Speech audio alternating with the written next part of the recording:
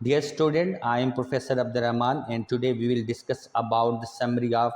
foolish quake. It is included in our syllabus in first year. So we will discuss and we will analyze different things in the stories, what kind of discourse and what kind of thing have been mentioned in the story. So we will discuss in Urdu and as well as in English so that you can understand it easily. So the story began over here کہ camel means ہوتے ہیں جو اونٹوں والے آدمی ہوتے ہیں وہ اپنے اونٹ چروا کر واپس آ رہے ہوتے ہیں اور تھکے ماندے جب وہ ایک درختوں کا جھنڈ دیکھتے ہیں تو اس جھنڈ کے اندر وہ قیام کرنے کے لیے ٹھہرتے ہیں، ریسٹ کرنے کے لیے ٹھہرتے ہیں، اور جب وہ ریسٹ کرتے ہیں تو یہ سوچتے ہیں کہ کیوں نہ اپنے اونٹوں کو ڈھیلا چھوڑ دیا جائے تاکہ جو ہے وہ وہاں پہ چر سکیں، اور اسی لیے وہ اونٹوں کو ڈھیلا چھوڑ دیتے ہیں تاکہ وہ چریں اور خود جو ہے وہ ریسٹ کرنا شروع ہوتا ہے۔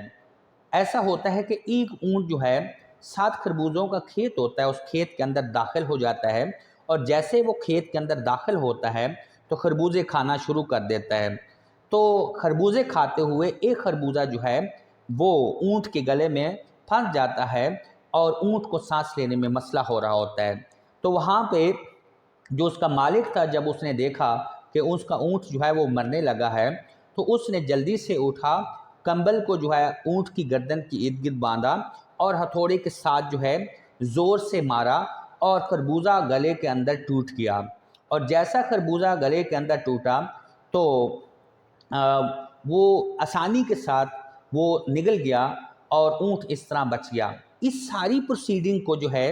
ایک راہگیر، ایک کامن مین جو ہے دیکھ رہا ہوتا ہے، اور وہ جب دیکھتا ہے تو اس کے ذہن میں یہ خیال آتا ہے کہ شاید یہ گلہڑ کا ایک بہترین علاج کرنے کا طریقہ ہے اور مجھے تو اس کا علاج کرنے کا پتہ ہی نہیں تھا۔ تو وہ اس نے اپنی گٹھڑی جو ہوتی ہے کندھے پہ لٹکاتا ہے اور اگلے گاؤں میں حاضر ہو جاتا ہے اور اپنے آپ کو ایک عظیم ڈاکٹر جو ہے ڈکلیئر کرتا ہے اور کہتا ہے کہ میں ایک بہت بڑا ڈاکٹر ہوں۔ تو گاؤں کے لوگوں نے پوچھا کہ اے طبیب آپ کس چیز کا علاج کرتے ہیں؟ تو وہ کہتا ہے کہ میں گلہڑ کا علاج کرتا ہوں، گیٹر کا۔ اور اس وقت جو ہے وہاں پہ ایک بڑھیا تھی جس نے کہا بیٹا میں اس تکلیف کی وجہ سے بہت زیادہ پریشان ہوں، بہت زیادہ تکلیف میں مبتلا ہوں، اگر آپ میرے گلہڑ کا علاج کر دیں تو میں ہمیشہ آپ کے لیے احسان مند رہوں گی، دعائیں کروں گی۔ تو اس نے کہا میرے لیے ایک اچھا سا ہتھوڑا لے آئیں اور کمبل لے آئیں۔ اس نے عورت کی گردن کے ارد گرد باندھا اور سوجے ہوئے حصے پر پورے زور سے مارا۔ جب اس نے پورے زور سے مارا تو عورت جو ہے اسی ہی لمحے انتقال کر گئی اور فوت ہو گئی، اور گاؤں کے لوگوں نے اس کو پکڑ لی۔ پکڑنے کے بعد انہوں نے یہ ذہن بنایا کہ کیوں نہ اس کو بادشاہ سلامت کے پاس پیش کیا جائے اور اسے پھانسی کی سزا دلوائی جائے۔ تو ان میں سے گاؤں کے لوگوں میں سے ایک آدمی نے کہا بلکہ یہ عورت بوڑھی تھی، بہرحال اس نے کسی طرح مر جانا تھا، کیوں نہ ہم اس عورت کی قبر کھدوائیں، کیونکہ اس ایریا بہت پتھریلا تھا، زمین بہت سخت تھی، قبر کھودنا ایک بہت بڑا مسئلہ تھا، اور پھر ہم اس کو ماریں گے اور بھگا دیں گے۔ تو انہوں نے اس بات پہ راضی ہو گئے، تو گاؤں والوں نے اس کو کام پہ لگا دیا، اور وہ جو عطائی ڈاکٹر تھا وہ کام جب سلو کر رہا تھا تو انہوں نے اس کو ڈرایا دھمکایا کہ اگر تم نے یہاں کام جلدی نہ کیا تو you should have to face دا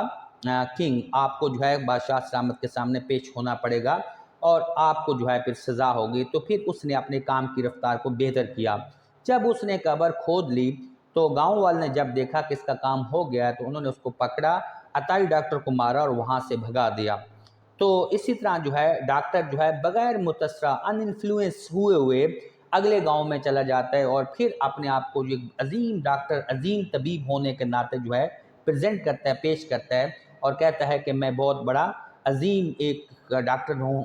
طبیب ہوں۔ تو گاؤں والے پوچھتے ہیں کہ آپ کس چیز کا علاج کرتے ہیں؟ تو اس نے عرض کیا کہ میں جو ہے گلہڑ کا علاج کرتا ہوں۔ تو اس وقت جو ہے ان کے سامنے ایک آدمی جو ہے پیش کیا گیا مریض کے طور پر جس کو گلہڑ کی بیماری تھی۔ تو ڈاکٹر صاحب نے اپنا علاج شروع کرنے سے پہلے یہ کہتا ہے کہ آئے پیارے لوگوں میری ایک بات غور سے سنو، میں اپنی پوری کوشش کروں گا کہ میں اس کے گلہڑ کا علاج کر سکوں۔ اگر میں بدقسمت ہوا اور میں اس کے گلہڑ کا علاج نہ کر سکا تو مجھے جو ہے اگر یہ مر گیا تو مجھے اس کی قبر کھودنے کے بارے میں نہیں کہا جائے گا۔ تو گاؤں والے اس بات کو پر ناراض ہوئے اور انہوں نے کہا آپ جو ہے ایک ولن ہیں، آپ ہمارے مریض کو علاج کرنے سے پہلے قبر کھودنے کی بات کرتے ہو، اوے وتھ یو، ہم نے آپ کے ساتھ کوئی علاج نہیں کروانا، یہاں سے چلتے بنو، کیونکہ آپ کا علاج کرنے سے پہلے جو ہے ہمارے مریض کی قبر کھودنے کی بات کر رہے ہیں۔ تو وہاں سے وہ جب چلنے لگا، عطائی ڈاکٹر نے سوچا کہ میرا بہترین منصوبہ یہ ہوگا کہ میں واپس اونٹوں والے آدمیوں کے پاس چلا جاؤں اور ان کو بتاؤں کہ میں آپ کے علاج کا طریقہ علاج کو دیکھ کر میں نے شروع کیا، لیکن جو ہے وہ مجھے فائدہ نہ ہوا، تو وہ واپس جو ہے ان اونٹوں والے آدمیوں کے پاس چلا گیا اور جیسے وہاں پہنچا تو اس نے ان کو برا بھلا کہنا شروع کر دیا۔ عطائی ڈاکٹر نے کہا کہ تم بیوقوف انسان ہو، جنہوں نے مجھے صحیح علاج نہیں بتایا گلڑ کا، اور میں نے ایک بڑھیا کو بھی مار دیا، اور فیس لینے کی بجائے بلکہ مجھے انہوں نے قبر بھی کھدوائی اور اس کے ساتھ ساتھ مجھے مارا پیٹا بھی، اور میرا کام جو ہے وہ ختم ہو گیا۔ تو وہاں اونٹوں والے آدمی نے کہا ہم بیوقوف نہیں ہیں، بیوقوف آپ ہیں جو آپ نے اس طرح کا علاج کیا۔ تو اس نے کہا نہیں، بیوقوف آپ ہیں۔ تو اونٹوں والے آدمیوں میں سے ایک دنا آدمی آگے بڑھا اور اس نے کہا آپ اس آدمی کو چھوڑ دو اور اس آدمی کو میرے پاس بھیج دیں، میں اسے سمجھاتا ہوں، امید ہے کہ میں اسے سمجھا پاؤں گا کہ اصل مسئلہ کیا ہے۔ تو وہ آدمی جو ہے اس بڑے اونٹوں والے آدمی کے پاس چلا جاتا ہے، اور وہ اونٹوں والا آدمی جو ہے وہاں پہ ایک ڈنڈا پڑا ہوتا ہے، ڈنڈے کے ساتھ وہ آئرن کی رنگ باندھتا ہے، اور باندھنے کے بعد اس کو ایک اونٹ جو کہ جنگلی آدم بخارا چل رہا ہوتا ہے، جو اس کے پتے کھا رہا ہوتا ہے، اس نے زور سے اس اونٹ کو مارا، اور مارنے کے ساتھ ہی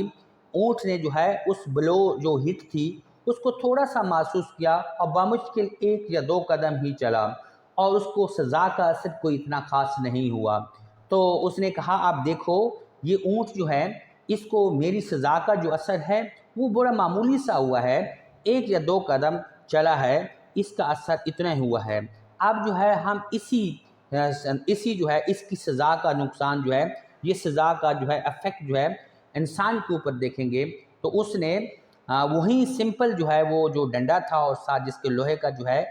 رنگ باندھا ہوا تھا، اس نے اس عطائی ڈاکٹر کو زور سے مارا، تو عطائی ڈاکٹر ایسے نیچے گرا جیسے کیا ہے لکڑی کی ایک شاخ ہوتی ہے، ایک درخت کی شاخ ہوتی ہے، اس طرح گرا۔ اور جب اس کے ہوش و حواس واپس آئے تو اس نے کہا کیوں سر اتنا ظالمانہ رویہ کیوں ہے میرے ساتھ، مجھے اس طرح آپ نے کیوں مارا؟ تو اونٹ والے آدمی نے کہا ایکچولی میں آپ کو دکھانا چاہتا تھا کہ جو چیز اونٹوں اور بڑے بڑے جانوروں کے لیے بہتر ہوتی ہے، لازمی نہیں ہے کہ وہی ٹریٹمنٹ جو ہے وہ انسانوں کے لیے بھی سیم ہو۔ تو اس لیے اونٹ جو ہے وہ بڑے سالڈ اور بڑے جو ہے بڑے جانور ہوتے ہیں جن کی سزا اور جن کا کھانا بھی مختلف ہوتا ہے، جبکہ انسان جو ہے ایک نرم و نازک اور اس کی سزا اور اس کی جو خوراک ہے وہ مختلف ہوتی ہے۔ تو اس لیے آپ کو میں یہ دکھانا چاہتا تھا کہ جو اونٹ کے اوپر سزا کا اثر ہے وہ کیا ہے اور انسان کے اوپر سزا کا اثر ہے وہ کیا ہے۔ تو اس وقت عطائی ڈاکٹر نے اپنی غلطی جو ہے تسلیم کر دی اور اس نے کہا کہ میں تو بہت غلطی پہ تھا، مجھے اس طرح نہیں کرنا چاہیے۔ تب سے اس نے اپنے آپ کو جو ہے ایک اچھا اور حکیم اور طبیب کہنا منع کر دیا۔ تو ناظرین میں نے یہ کہانی کو ایمبیلش کر کے آپ کے سامنے پیش کیا so that you can understand it very well, although my subject is English, but for your easiness and for your information, so I explain it in Urdu. امید ہے آپ کو پسند آ گئی ہوگی، تو آپ میرا چینل AR Small Talk اور ٹین سپورٹ سبسکرائب کریں تاکہ اس طرح کی آپ